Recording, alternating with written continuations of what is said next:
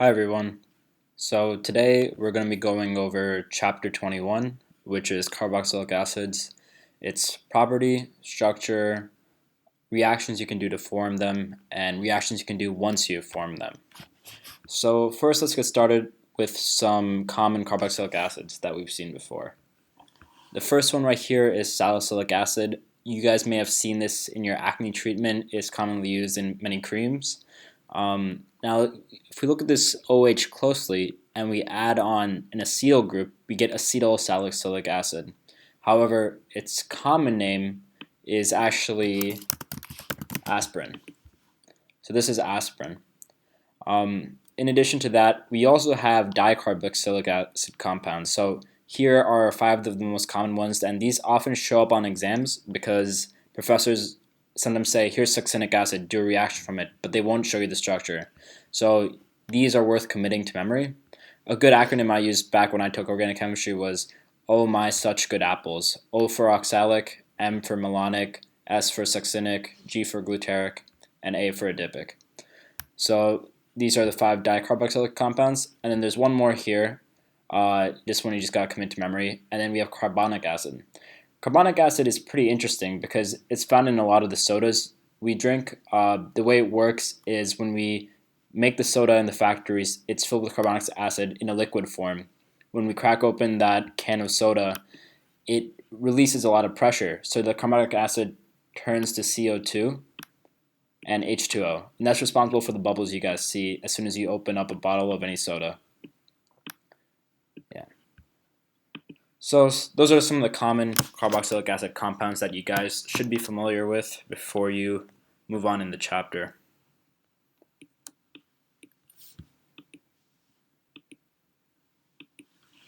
So for naming, the way naming carboxylic acids work is if you're starting with one carboxylic acid compound, a compound that has one carboxylic acid group,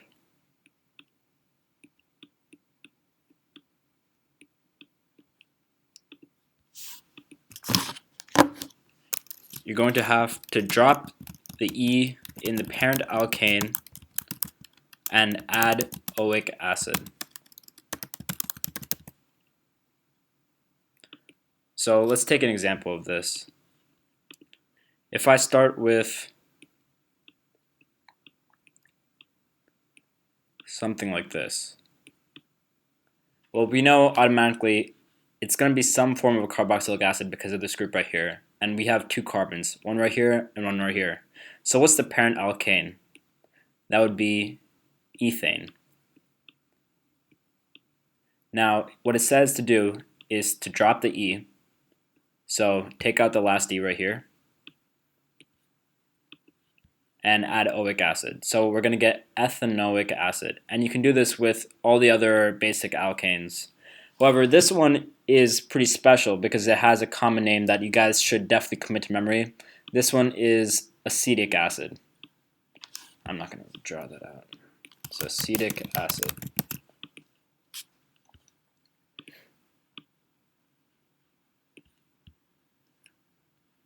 However, if we have 2 carboxylic acid groups in our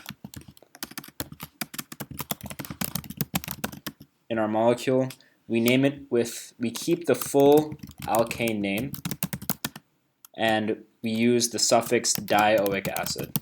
So let's take an example of this.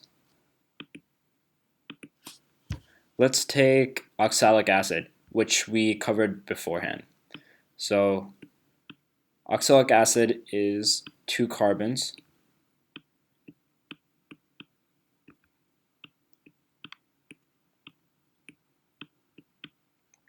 So we get something like this. So we know that already the common name is oxalic acid. That's the one that a lot of the professors prefer. But if we had to know the IUPAC name of this, how would we do it? So again, let's take the full alkane. So we know it's 2 carbons again, so it would be ethane. And we add dioic acid. So ethadionic acid. Yeah, so that's what the IUPAC name of it would be.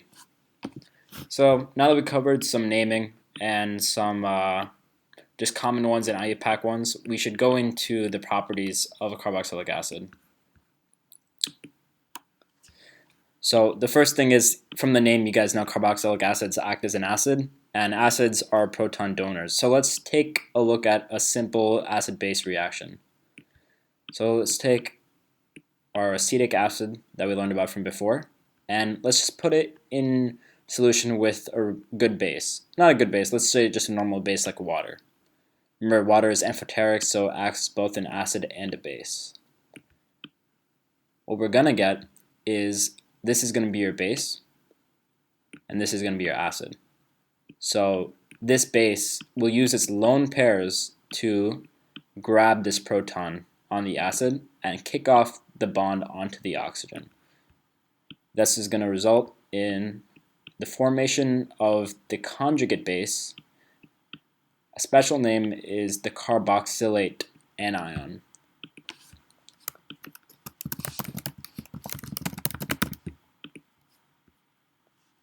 And this water picks up a proton, so it's going to be H3O+, commonly known as the hydronium cation.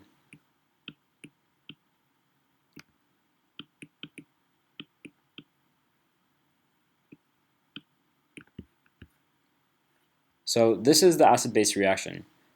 From the acid-base unit you guys covered in Orgo 1, you should remember that a carboxylic acid is not the strongest of acids. It has a pKa of approximately 4. And what this means is that the K equilibrium for the reaction is 10 to the minus 4th, which means about 10,000 of the reactants will be present for every one of the product. Because of that, the equilibrium arrows should be drawn like this. That means that the reactants are favored because carboxylic acids are very weak acids.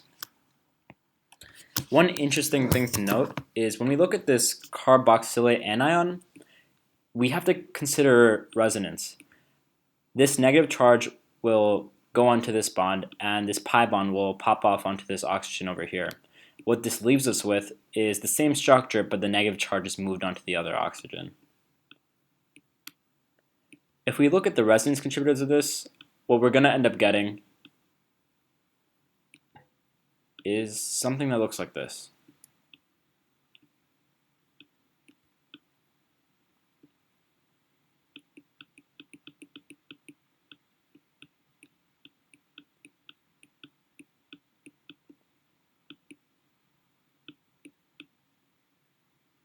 So this is the carboxylate anion drawn in its resonance contributor form. Each bond here is not a single bond or a double bond as these contributors depict. In reality, it has a bond order of 1.5, so it's not as strong as a double bond, but it's not as weak as a single bond. And this negative charge is delocalized across these two oxygens. The reason why I'm bringing this to importance in front of you is because many times professors will use this as an exam question because you're going from something that's asymmetrical here to something symmetrical. Carboxylate anions have a degree of symmetry because of the resonance contributing structure. So sometimes they may say we start off with something asymmetrical, we add a base, and then we get something meso. So that's something to look out for. So let me just write that in for you guys. Symmetrical.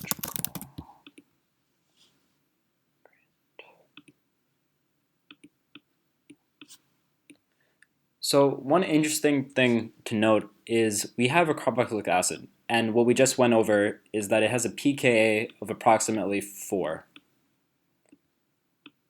However, if we take something of similar structure, we look at ethanol. Ethanol has a pKa of about 15 to 16. So both of these have hydrogen that's attached to an oxygen, and they have 2 carbons.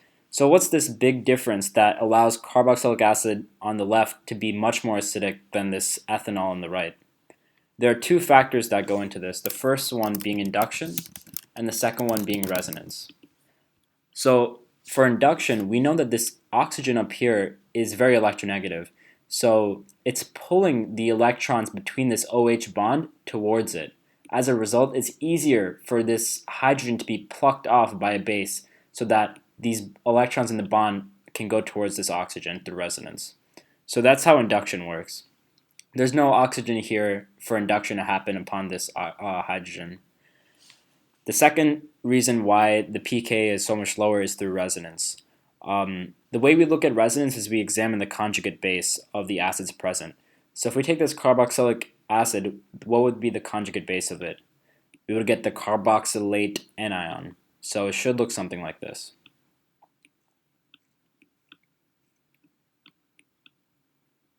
And if we take the conjugate base of ethanol, you'll get the ethanoate anion.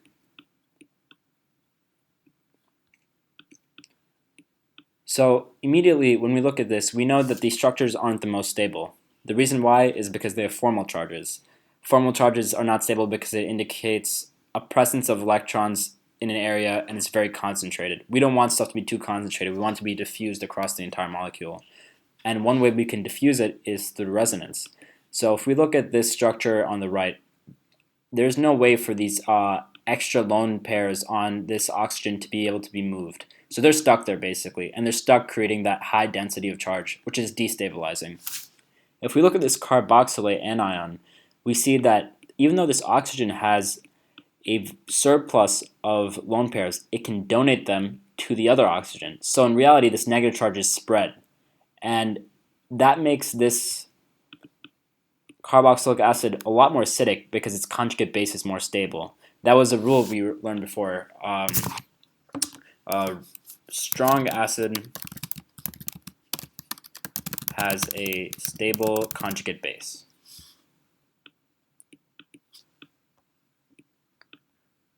So now we've went through some basic properties of carboxylic acids, and we've went through some basic names. So it's time to tackle the fun stuff, which is how do we create them? Well, there's a big class of reactions we can use to create them, and they're often used for synthesis. So this is pretty important stuff. So up here, there are 5 main things. The first one is oxidation. You can oxidize alkyl benzenes, primary alcohols, aldehydes, and ketones. Yeah, I also shook my head at this the first time I saw it. Up until now in organic chemistry, we were never able to oxidize a ketone, but somehow we can do it now, and I'll take you guys through that step by step. The next one is oxidative ozonolysis. This was a reaction you guys learned back in Orgo 1 when we went over alkene chemistry, so nothing new, but something to focus on again. There's nitrile hydrolysis in acid. There's CO2 plus Grignards. So those reactions you guys learned with organometallics, they're pretty useful and they come back again. And then we have Baeyer-Villiger. This one a lot of people leave out, but it's always a good trick question they like to put on exams, so we're going to go over that one too. So let's get started with the first set, which is oxidation. So 1A is oxidation of alkyl benzenes. So the way alkyl benzenes work is they have the common 6-ring structure, and on that they have alkyl groups sticking off. What this oxidation does is it uses a reagent called KMnO4, which is a very strong oxidizing reagent. It essentially cuts off everything after the benzylic position. So you might ask, what is the benzylic position? It's this carbon right here. This is the phenyl position, this is the benzyl position. So these 2 carbons right here, they're gone. And what you're going to be left with is it's going to oxidize it fully. And the most oxidized structure we can get in organic chemistry is the carboxylic acid. So we're going to end up with this. Benzoic acid. Now one thing to note is how the reaction works is it requires a benzylic hydrogen. On this benzylic position, there's 2 hydrogens sticking off. So the criteria is satisfied. But let's look at the next example. What's going to happen here? So let's draw a 6-ring structure. So here, at the benzylic position, do we have benzylic hydrogens? Yeah, we have 3 of them because it's a CH3. So that should be fine. So it should cleave off no carbons, but it'll turn it directly into a carboxylic acid. Awesome. Now let's look at this ethane group sticking off. Well, at the benzylic position, we have 2 hydrogens, and we have a CH3 that's going to be cleaved off. So we're going to be left with another carboxylic acid. However, if we look over here, we have this gigantic structure. And honestly, we just care about this benzylic position when we use our KMnO4 reagent. So at this benzylic position, let's look at the second criteria. Does it have any benzylic hydrogens? Well, there's already 4 bonds attached to that carbon, and they're all towards carbons, so there's no hydrogens. That means this reaction can't go forward on this substituent, so this is going to stay the same. The reason why is because there's no benzylic hydrogen. So that's, again, another trick question that might appear on exam, so please take note of that. Next, you can do oxidation of primary alcohols and aldehydes. So let's take our most simple alcohol we have, ethanol. What's the aldehyde form of this? Well, we can get acetaldehyde.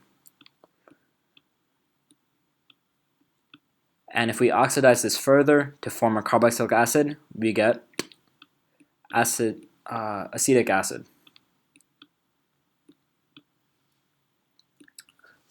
So what reagent will we use to get from ethanol to acetaldehyde? We would use PCC. PCC is your simple reagent because it doesn't oxidize fully. It oxidizes only to the first intermediate, which is acetaldehyde.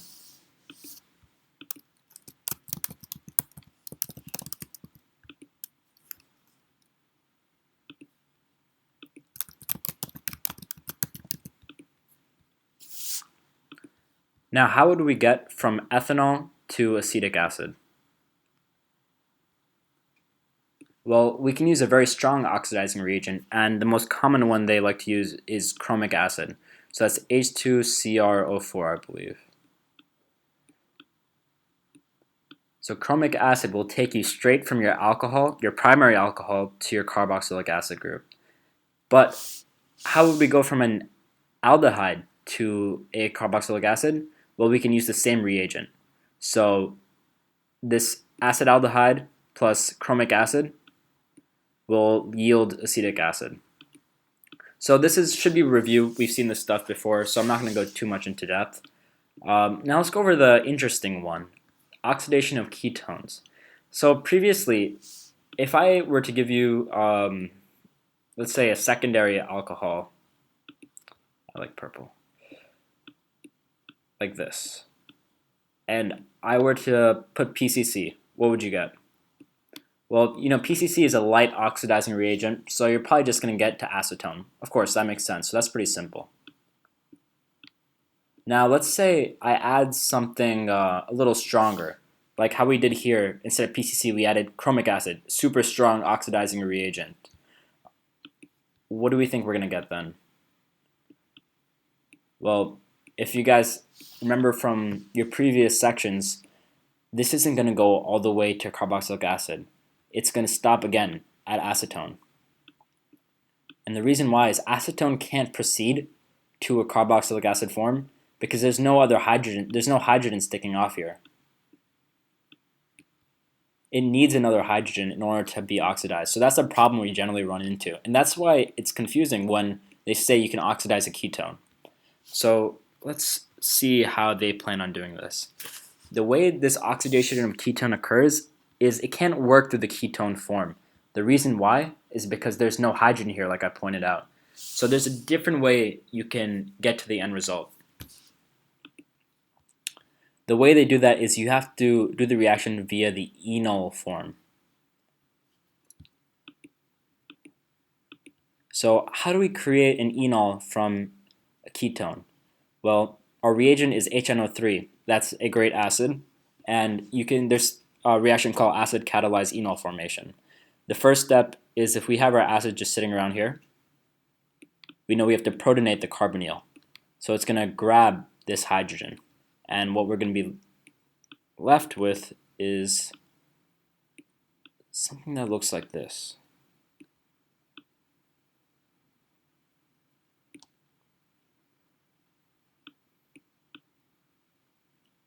So this was a bit of steps. So basically what happens is this pi bond shifts up to the oxygen, and then the lone pair grabs the proton. So this is just a resonance contributor. The positive charge can also be on this oxygen over here. I just drew it here because it's going to be easier for our next step. So now we have our HNO3, and we deprotonate it.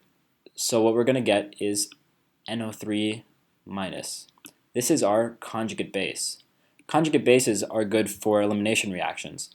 So what it's going to do is it's going to grab this proton that's sticking off over here, and this bond is going to fall back and get rid of this carbocation.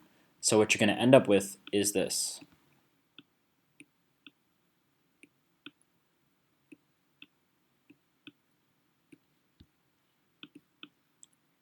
This is your enol intermediate.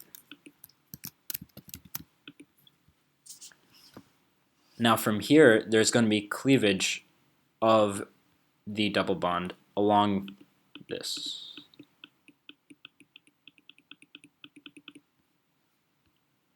So what we should end up getting is, how many carbons do we have? We have 6 because we're in a 6-membered ring. So it should look like 1, 2, 3, 4, 5, 6. And then we can just do our carboxylic acid sticking off.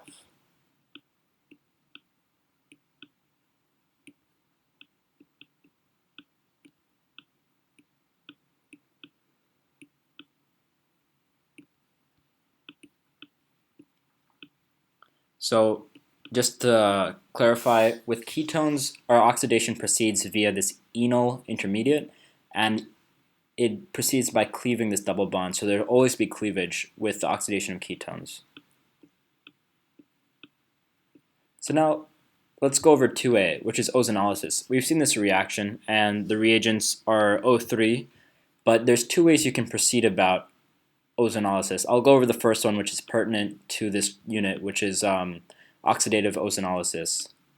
And the difference in oxidative and reductive is based on the workup you choose. So the first step is always the same. That's your O3. That makes sense. Now for our oxidative, we're going to add hydrogen peroxide, which is H2O2. Sorry if you can't see that. So this is going to be oxidative ozonolysis. And now what this is going to yield is we take our 6 carbons, and again, we're going to break along this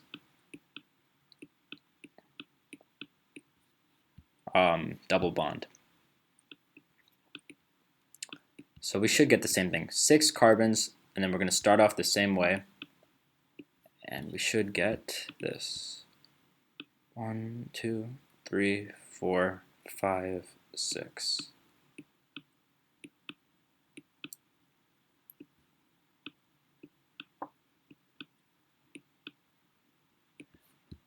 So these two things that we got from our ketone and from our cyclohexene are the same thing, and the name of it is what we learned before.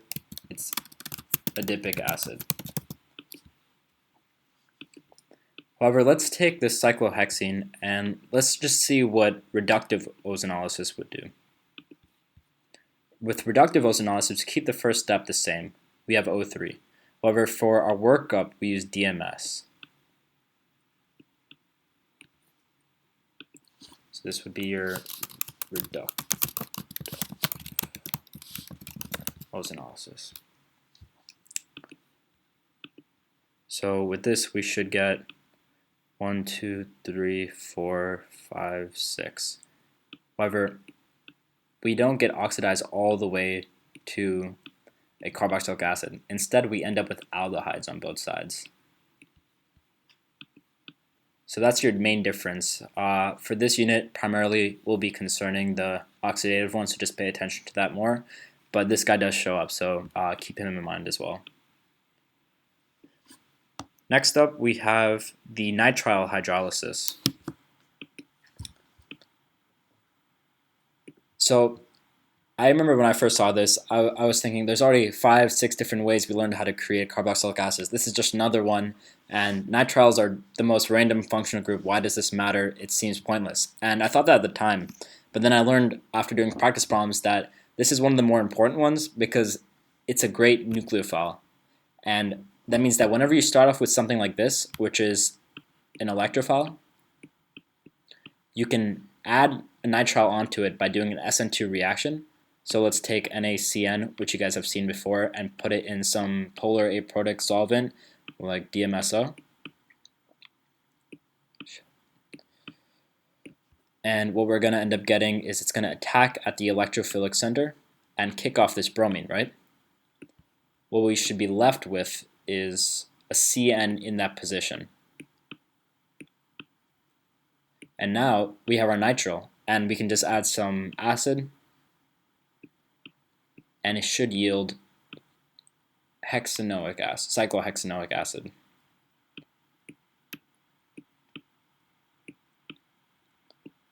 So the great thing is this reaction is very synthetically useful, and it's synthetically useful when you start off with an electrophile, add in your NaCN, which replaces it, and then from there you can form a carboxylic acid. Cool. So now let's take it back to number 4, which is carbonation. This is back to organometallic chemistry. What we're going to do is first we have to form our Grignard's reagent. So we start off with a halogen. Cool, that's a great first step. Next we have to add in our Mg and diethyl ether. I like to call it Batman because it looks like that. And that will give us our MgBr, organic metallic.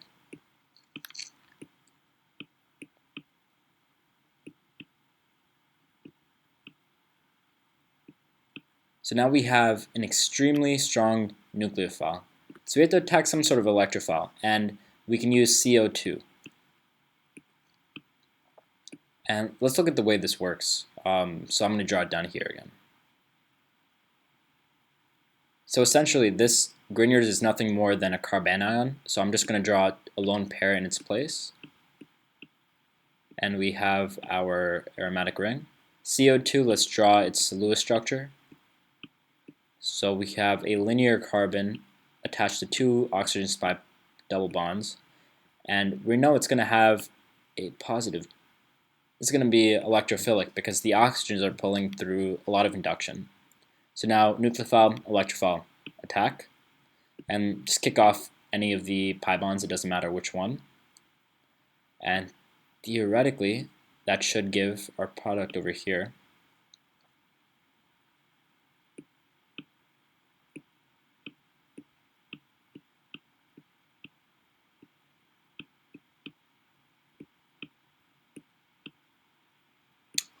And now when you finish the job, we just need to protonate it, so we do a nice acid workup, and it should yield our benzoic acid.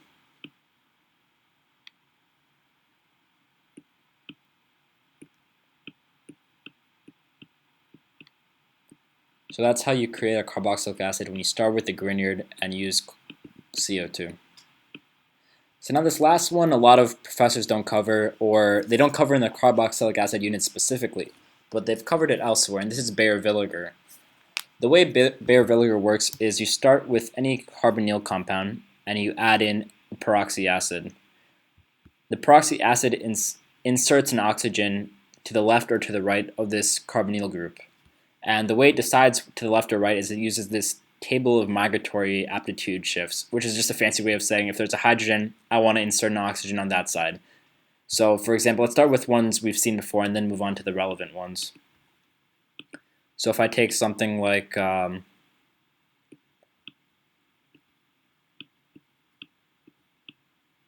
this, and now I add in our reagents. So there's 2 reagents that you'll commonly see with this. They'll either be CF3CO3H, or you'll see a reagent you've definitely seen before is MCPBA. Either one of these can be used for Baeyer-Villiger oxidation.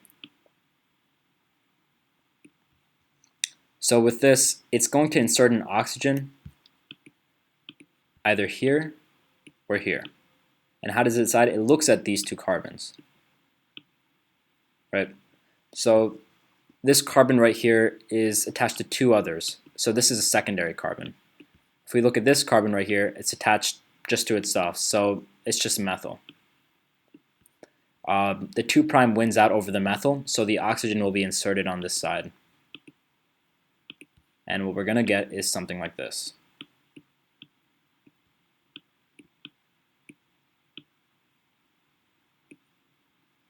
I think. Let me just double check. 1, 2, 3. Yeah. So this is what we're going to get. We form an ester.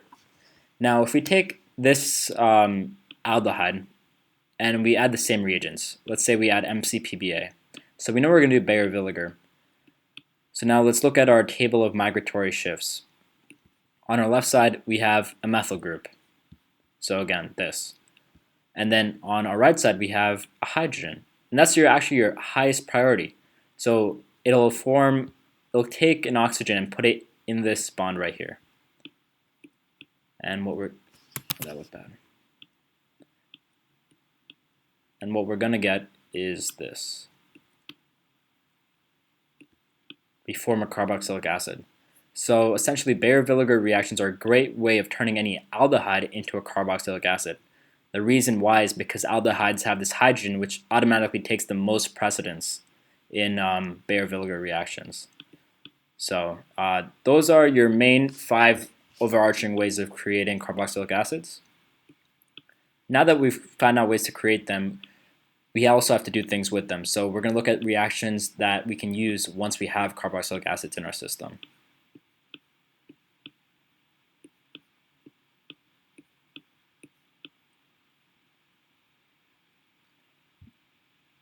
The first one we use is always reduction. So there's 2 main reagents you guys have seen before with reduction, and that's your lithium aluminum hydride and your sodium borohydride. The difference between them is that your lithium is much, much, much stronger. It can reduce almost all pi bonds, whereas your NABH4 is very weak, and it only reduces your ketones and aldehydes. So if we take this example up here with this molecule, and we add our lithium reagent, I'm not going to write it out, we know that it reduces carboxylic acids, so it'll reduce it all the way down to an alcohol, and we should get something like this.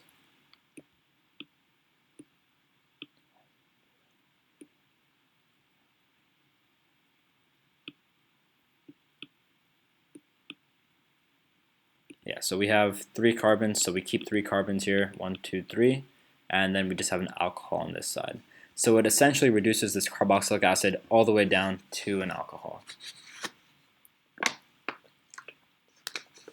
Now let's look at the second example over here. Let's add our sodium borohydride to it. Now we know sodium borohydride is not strong at all. It only reduces ketones and aldehydes. So this carboxylic acid here, it'll stay right where it is. However, this ketone is subject to being reduced. And it'll reduce the ketone all the way down to an alcohol.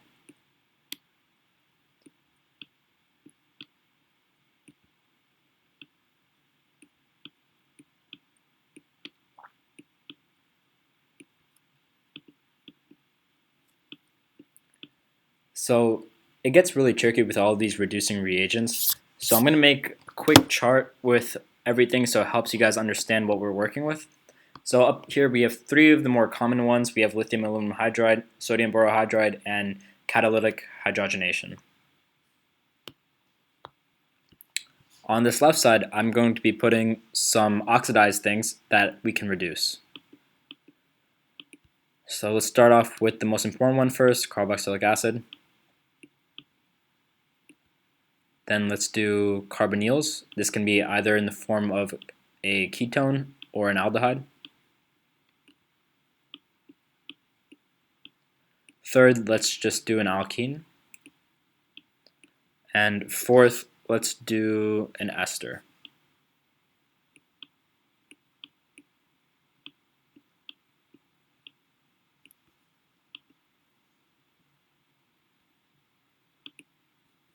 So with lithium aluminum hydride, we know automatically it can reduce a COOH. So let's put a check mark in that box.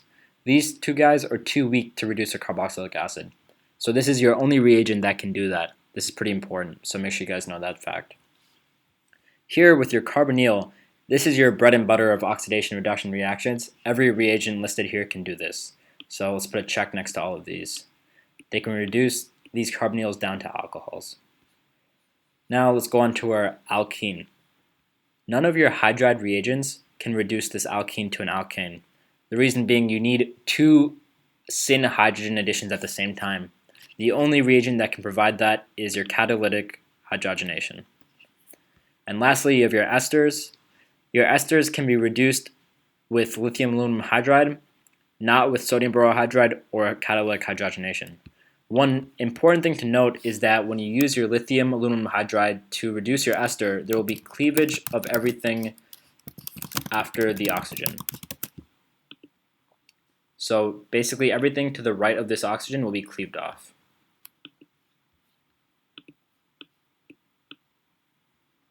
So here are some practice problems. I'm going to go over them, so pause the video here, take 2 or 3 minutes to try and do them, and then we'll jump into them, okay?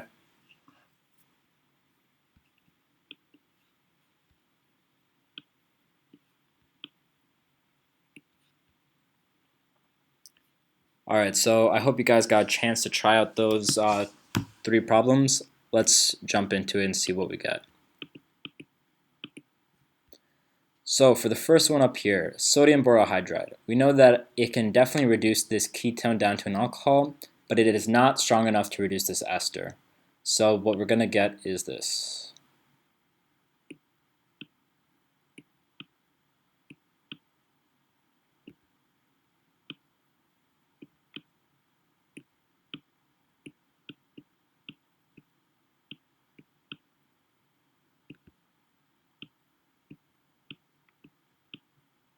So we'll keep this ester here. This ET stands for this ethyl group that's right here. And we reduce our carbonyl down to this alcohol. So that's pretty simple. Now let's look at lithium aluminum hydride. We know the lithium reagent will reduce this carbonyl as well. So let's get that part started.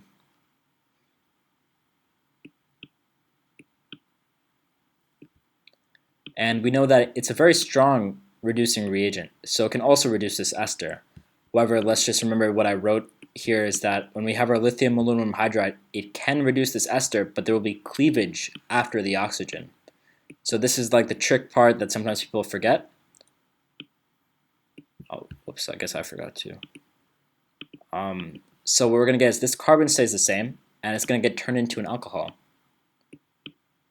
And these 2 carbons that were here, they leave. I believe they'll turn into, I think, ethanol, but that's not relevant. The major product is what we're looking at right here. So, yeah.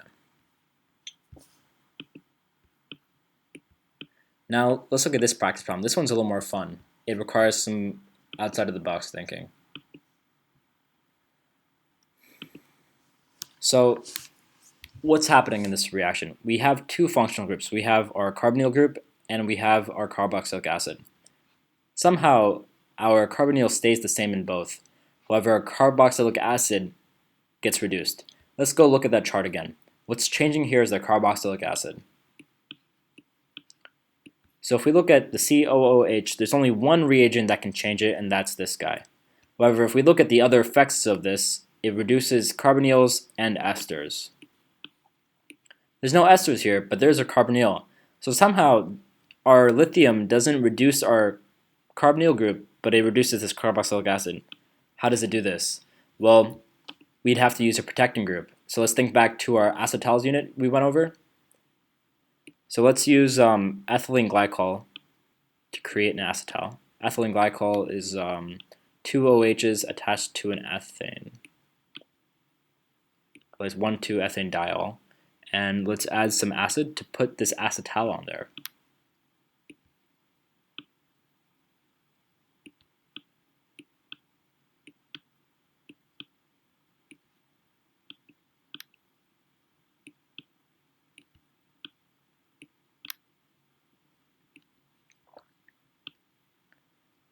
So we have this protected carbonyl now. Now we can do whatever we want with this group on this side.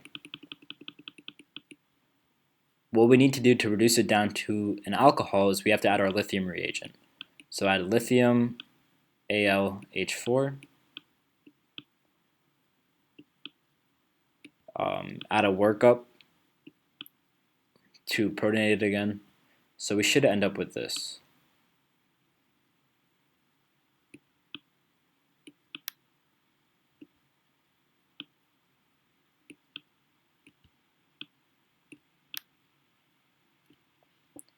Now, we reduced what we needed to, and the last step is to convert our protected group back to the deprotected form.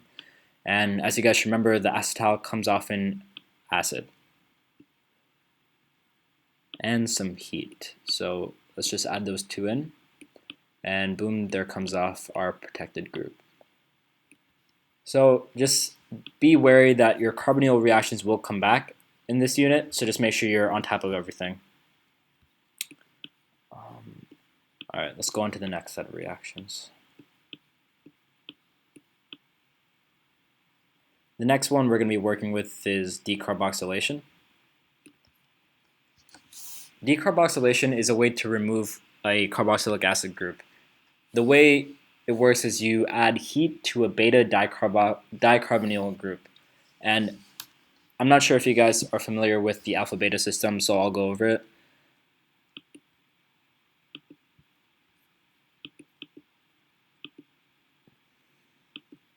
The way it works is you look at your carbon of interest, and the next one over will be your alpha, and the one over that will be your beta, and gamma, delta, so forth. So if we have two carbonyls that are beta to each other, because this carbonyl is beta, then they can undergo decarboxylation under heat conditions. So in order for this reaction to proceed, we need to do some rotation because it can't proceed in this form. So along this bond right here, we're going to do a rotation. And let's keep this side on the left the same, and let's rotate what's on the right. So first, let's keep what's on the left the same. So let's draw in our carbonyl. That's pretty cool, pretty simple. Now if we rotate this, this OH should be here, and this carbonyl should be down there. So I drew in the carbonyl already for you guys. Now this OH should be up here. And I'm going to draw the OH in its full form, so it looks like this. Awesome. So now we're in a semi-six-membered ring state. This is how your reaction proceeds. So the first thing that's going to happen is that this pi bond will form over here. This OH bond will drop out, and then this CC bond will also drop. This seems complicated, but it's just like a loop-de-loop around the 6 bonds, so if you start at 1, just move it, and you'll get to the right spot.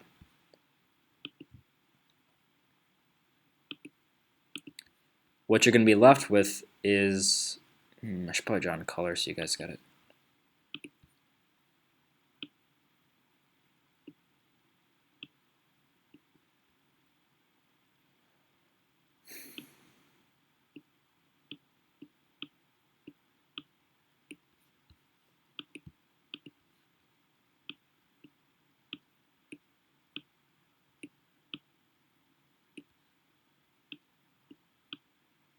So you form an enol compound right here.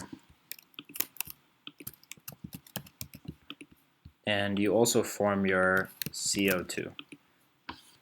So anytime you decarboxylate something, each carboxylic acid that falls off, you get one CO2.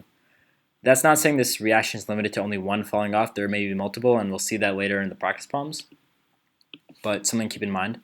So what happens here is that these 3 purple carbons stay the same. This one pops off and creates a pi bond here, which is how we get over this. And this carbonyl grabs a proton. So here we form our enol, and our CO2 is formed from this group over here. Now, this isn't the same as what we started off here. If we really decarboxylate something, we're essentially cutting a line off here and taking out whatever's on this side. What we should be left with is acetone, but we get an enol. But remember, we can do keto-enol tautomerization, and it favors the keto form. So I should draw the equilibrium arrows like this, and we should get something that looks like that, acetone. So this is your final product, plus 1 CO2. So this is a pretty essential reaction. It comes up a lot on box problems. So here are 2 more practice problems. Pause the video if you guys can, try and work them out, and then we'll go over them together.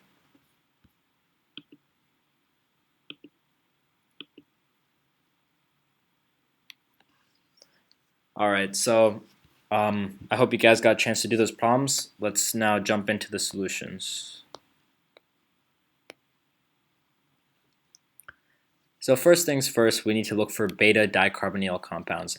And this is just really a fancy way of saying carbonyls that are separated by one CH2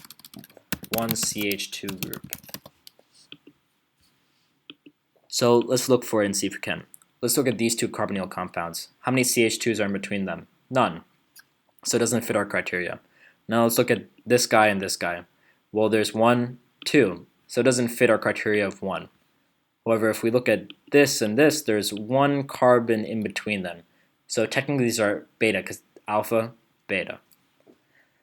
Because of this, this COOH goes away. You really don't have to do the mechanism to get the answer. Just draw basically a circle around that carboxylic acid and take it off. What we should be left with is something that looks like this. That looks bad. That doesn't look much better, but it's fine.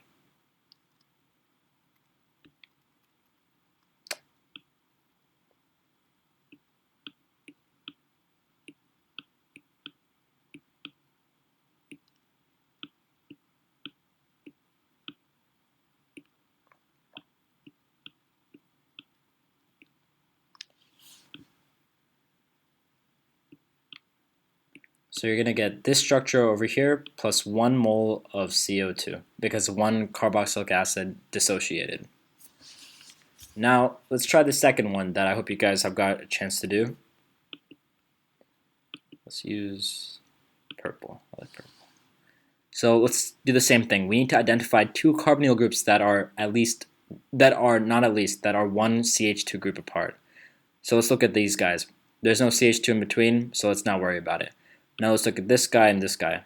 There's a CH2 in between, so that's good. Check. Now let's look at this one and this one.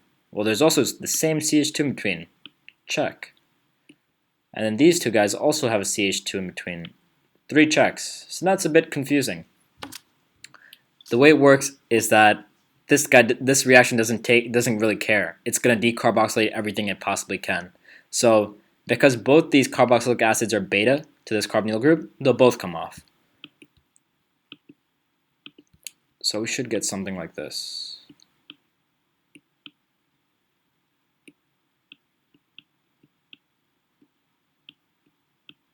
However, this time how many carboxylic acids fall off? 2. So we get not 1 but 2 moles of CO2.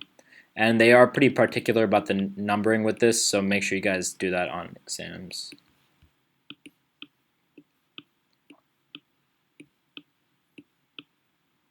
Alright, so now that we went over reactions to form carboxylic acids and reactions you can do with them, it's important to look at carboxylic acid derivatives. So let's understand what that means. That's a pretty fancy word. So this is a carboxylic acid. Now if I take out this H and replace it with something else, there'll be a derivative. So for example, let's say I turn this H into an alkyl group, like this. This is a derivative of that. Of course, the common term for this is an ester. Let's turn this entire group into a halogen. This is an acyl halide. That's still a carboxylic acid derivative. Let's add an acetyl group here.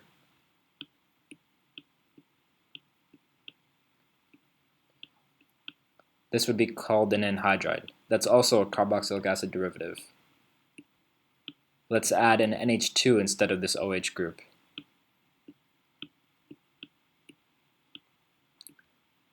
This would be not an amine but an amide, AMIDE. This is also a carboxylic acid derivative. So basically whenever you change this group over here and you keep the carbonyl right next to it, so basically anything at the position right over, you're going to get a derivative. So it's important to learn how to form these derivatives. So let's take the most important one as of right now, and that's your esters. The biggest reaction you can do to form this ester is called Fischer esterification. The way Fischer esterification works is you start with a carboxylic acid, you add an alcohol, catalyze it with acid, and you should get an ester. So let's look at a very basic problem over here. We're starting with acetic acid. We had ethanol. So our acetic acid is the COOH, our ethanol is our alcohol, and we should add acid to catalyze it.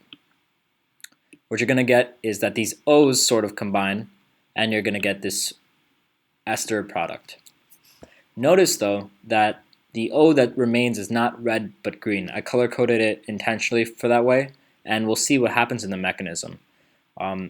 For the mechanism, it's going to be a 6-step mechanism, and a lot of people get nervous about seeing such a long mechanism. There's an acronym you guys can use, and it's called PADPED.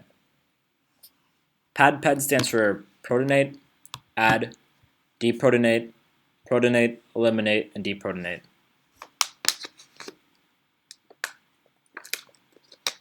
So let's start off with our carboxylic acid we had up here and do our reaction step by step. I'll try and color code it because this one's a very important reaction. So this is a mechanism I'm sure you'll see in some form. So the first step that we have to do is we have to protonate it because we're in acid conditions. So because we added acid, there's going to be some hydronium floating around. Your oxygen is going to grab that proton. So this is a protonation step, right? So this is the P of your PADPED, right? So what we're going to get is something that looks like this. This oxygen now is a positive charge because it has 3 bonds, and we have an OH. So one thing to remember is when you protonate a carbonyl group, you make it a better electrophile. So now you have a very good electrophile. And what's going to happen with an electrophile? A nucleophile will attack it. So now this is your addition step. However, what is going to be your nucleophile? It can't be another carboxylic acid, so you're going to have to use your other reagent, which is your ethanol. Your ethanol has some lone pairs on this oxygen, and they're going to attack the electrophilic center and push up the pi bond. So you should get something like this.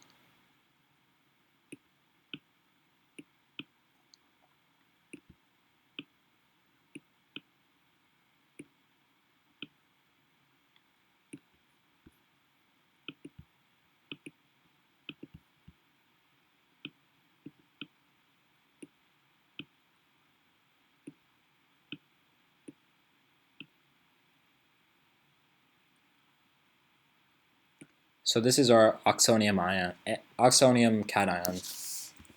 Now, the next step of our acronym is we have to deprotonate. But we should really understand, instead of just following some letters, like what this actually means. The rule is that protonation creates a better leaving group. So we're adding things on, taking things off. So if we want to add something in, we need to eventually deprotonate it so it stays. So we deprotonate what you want to keep. If you want something to leave, you want to protonate it so it falls off because it'll be a better leaving group.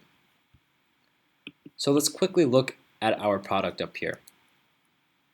This product, it has this O with 2 carbons sticking off it, right? We have just added this in, so we want it to stay. If you want to keep it, you have to deprotonate it. So that's going to be the next step. So that's going to be your D, your deprotonation.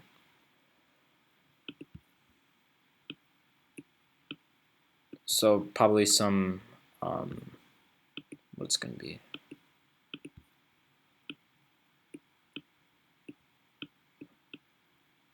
Some of this guy will take off this proton and the bond will fall back. So you should get this.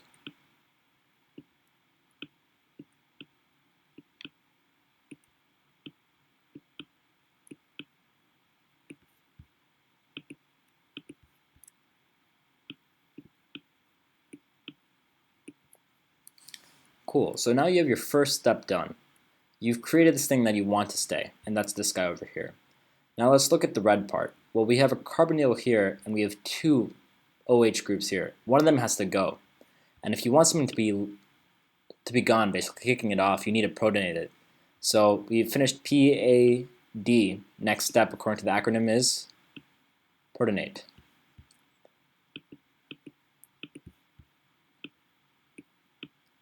So there's going to be some acid floating around in equilibrium. So let's say this guy over here is going to grab this proton.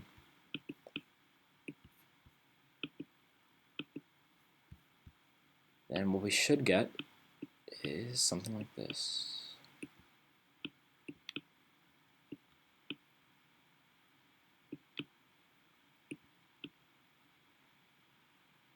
this bad positive charge.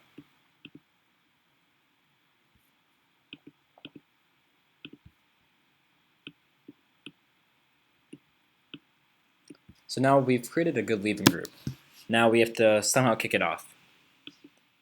Well, let's look back at our original structure over here. We have a carbonyl here, but only an alcohol. So what if these lone pairs from the alcohol came down and allowed this good leaving group to be kicked off? Addition, elimination. So that's what we're going to be doing.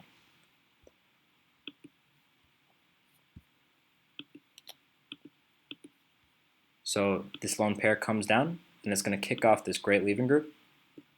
And we should get something like this.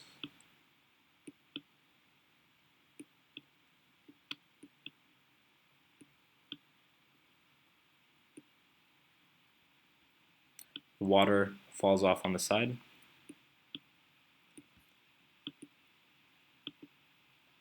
And we're almost there. Last step is we have to deprotonate this.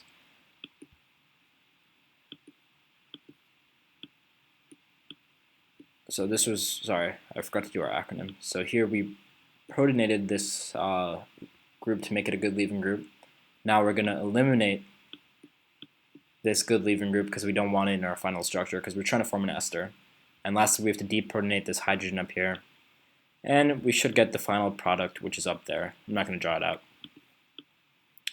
So now that we understand how Fischer esterification works, we take an acid, alcohol, catalyze it in acid, and we should get an ester. And this is the mechanism behind it.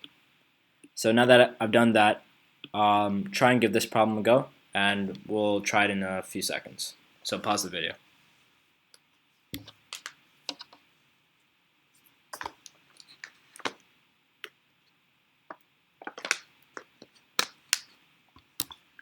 Okay, so hope you guys had a chance to do that problem.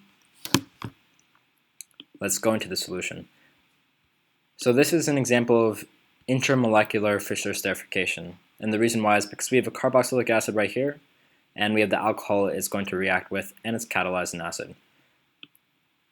So what we should end up getting for this one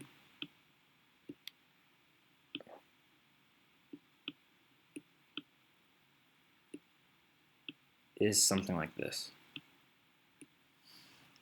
So that's going to be your answer. And now we're going to be looking at another second way to create a specific kind of ester. Fischer esterification works for any type of ester you want to create. This diazomethane reaction only works to create methyl esters. It's a very sort of niche reaction. It only works to create one type of product. So this is not really great for synthesis, but you might see it on box problems on your exam. So let's look. The main thing with this type of reaction, sure, it forms methyl esters, so you know the product, so it's not going to be a big surprise. They often ask the mechanism for this one. So let's look at it. This is our carboxylic acid, and that's what we need to start off with, and this is our diazomethane. Diazo, the azo is nitrogen, so there's di, two of them, and our methane over here. So it makes sense, methyl ester, methane, so that you know that this carbon is going to end up here somehow. So looking at this structure, we have a carbanion. And a carbanion is a pretty good base. So what we're going to do with that is we're going to deprotonate our carboxylic acid with that. Let's just do that. So let's take off this proton and have this bond kick off onto this oxygen. What we should get is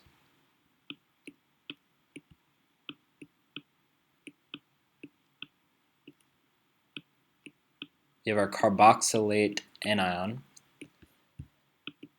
And now our diazomethane just got protonated, so we should have this. A methyl attached to two nitrogens.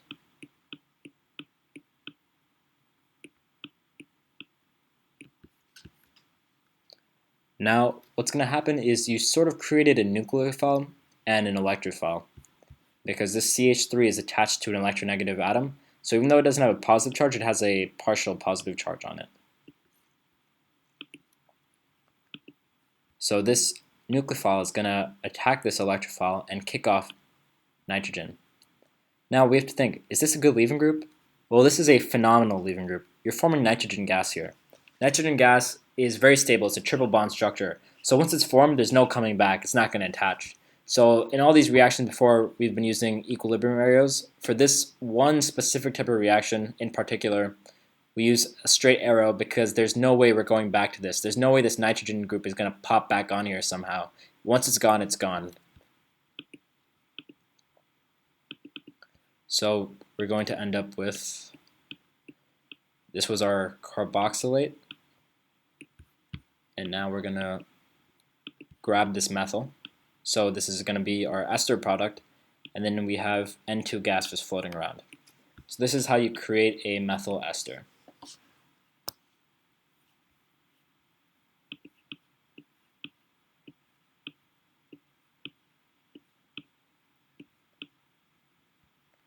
So back to our discussion of carboxylic acid derivatives, we found out two ways to form our ester.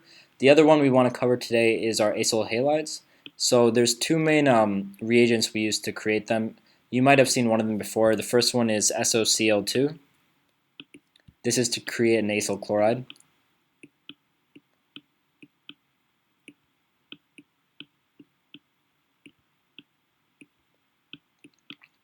The other one is PBr3. And that creates an acyl bromide. Both of these are the same thing. They work the same way, so there's no real difference in terms of how you work with them. So now there's one last thing I want to cover before I wrap up this video, and it's how these carboxylic acid derivatives work in relation to one another. So in order to do that, we first have to think back to our benzenes. I put up 5 structures here that you guys should be familiar with from your aromatics unit we did last chapter. And I put them in terms of decreasing reactivity. So let's just do a quick review to make sure you guys are fresh on this concept because it has been a few weeks. So this aniline on the left side, it donates the most amount of electrons through resonance into the ring system. And because of that, it's the most reactive. With benzenes, more electron density means more reactive. The reason why is because your benzene is a nucleophile. So your NH2 contributes the most electron density, while your halogen is the least. That's why this is a weak orthopara and this is a strong orthopara. And then as you go down, this oxygen, it gives about the same amount of resonance, but because of induction, the induction works in the opposite way, and induction is stronger for the oxygen because it's more electronegative. Therefore, there's less electron density being given to the ring with the oxygen, which is why it's less activating than your aniline. Here, the other important one is this. How come this one is less activating than your alcohol?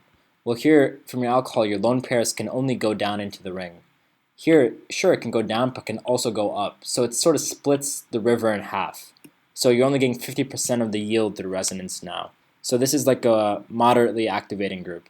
And then our halogen is weakly activating because although it can donate through resonance, it has a very strong induction because it's close to that top right area of the periodic table. So just to summarize, when you add electron density to the ring, it'll be more activating. So now let's look at our carboxylic acid derivatives. Let's use purple again. So now let's take each one of these functional groups and add them to our carboxylic acid. So first let's add our NH2. This is your amide. Now let's add our OH. This is what we started with before. This is just our carboxylic acid, nothing new.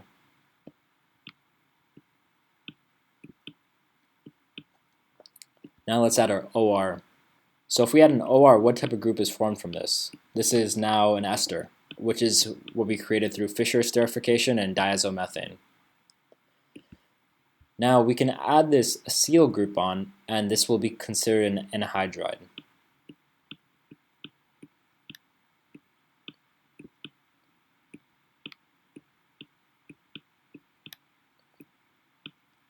And lastly, we can add on this halogen, and we'll get our acyl chloride or acyl bromide.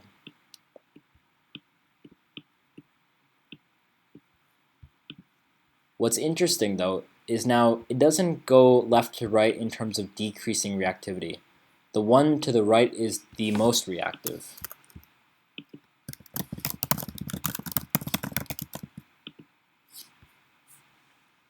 So let's try and figure out why. The reason lies in that benzene is a nucleophile. All of these reagents over here, they're electrophiles. So what that means is in order to have a faster rate of reaction on this right side, there needs to be more electron withdrawal. So electron withdrawal means more reactive. So let's start off with the left again. Our NH2 is a great electron donating group, which is why it was the best activator in our benzene system. It donated density to the ring. Here it's donating density to this carbon, but with this carbon we need it to have a positive charge because it's an electrophile. It's mitigating that positive charge, and because of that this is a very bad electrophile. Next we have carboxylic acid. Our oxygen also donates electron density to this carbon via resonance. However, its induction is stronger than nitrogen's because it's more electronegative, and because of that there's a slightly bigger partial positive charge on this electrophilic carbon. The same thing works for this ester over here. Now let's go over to our anhydride. Now the same principle applies. The resonance, sure, it can donate to the left, but now it can also donate to the right. So that stream is cut in half, so it only gets 50% of the electron donation. This is good because now there's an even bigger positive charge on this electrophilic carbon. And now lastly, this halogen can donate a little bit of electron density through resonance, but a majority of it will be taken away through induction because it's so electronegative. Because that this guy will have the biggest positive charge, and that's why it's the best electrophile and the most reactive. So those are the trends you guys will see with their carboxylic acid derivatives, and you guys will cover that in a later unit. But I just want to give you an introduction to that. So we covered a lot today. Let's just summarize. We went over the different common names of carboxylic acids. We went over their structure. We went over some properties in relation to acidity and basicity. We went over reactions to create them. There's 5 main ways. And then there was reactions we can do once we have them through esterification and reduction and decarboxylation. So in order to just sum up everything, here's a small little homework problem. This is a 3-step synthesis. So for students who are in my class, just send me a picture of this and this will count for your attendance points for today. Alright guys, hope this was helpful. Stay safe and have a good week.